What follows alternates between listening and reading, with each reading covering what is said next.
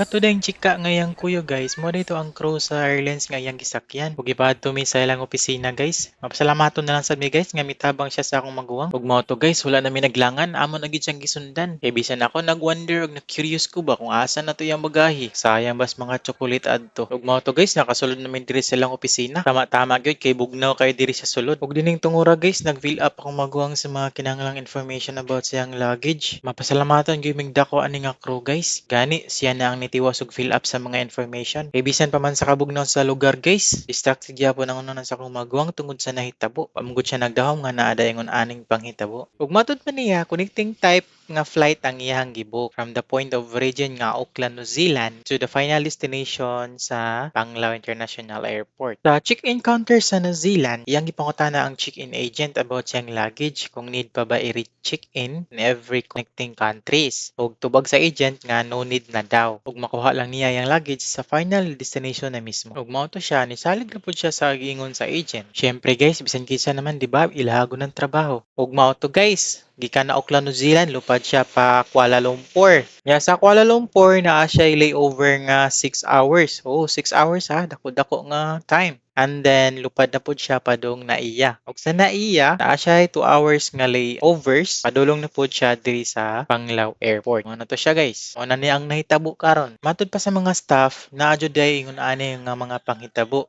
Either ang cause sa problem kay ang airlines or ang passenger. And the usual time for luggage retrieval guys kay 1 week daw siya. Pero sa case akong magulang guys, kay bawo siya nga dili gito iyang sala. Kay gingnan naman siya sa agent. Ug mao to guys, pila ra may istorya. Kay naman naman pud mi og fill up sa mga information including the contact info and address para ma-retrieve ang mong luggage. Naginahin na may pauli guys. Pauli na lamang magmalinawon na iyo. Naman may mahimo. Paabot na lamang sa unsay resulta adto. Ikaduha, naluoy na sad mi sa mong ginikanan guys. Gigutom na gid maayo kay udto na. Kaya doon na para ba may hapit-hapiton guys. Ugusan na nini guys ang pagpirma sa kontrata. Nag-abang manggod sila sakyanan guys. Para daw na magamit kung maglakaw-lakaw. Mostly in preparation sa kasal sa mo ang manghod. Actually guys, katong among gisakyan mao na to siya nga sakyanan namong girintahan o niya nami sa ilahang opisina. O makita ninyo nga nagpirma na sila og kontrata.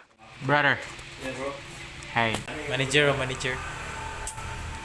Ug after to guys, kaya nakuha naman namo ang sakyanan, wala na mi naglangan. Ibiyahe pud namo ang halos 2 ka oras aya minabot sa balay. At exactly 6 PM guys,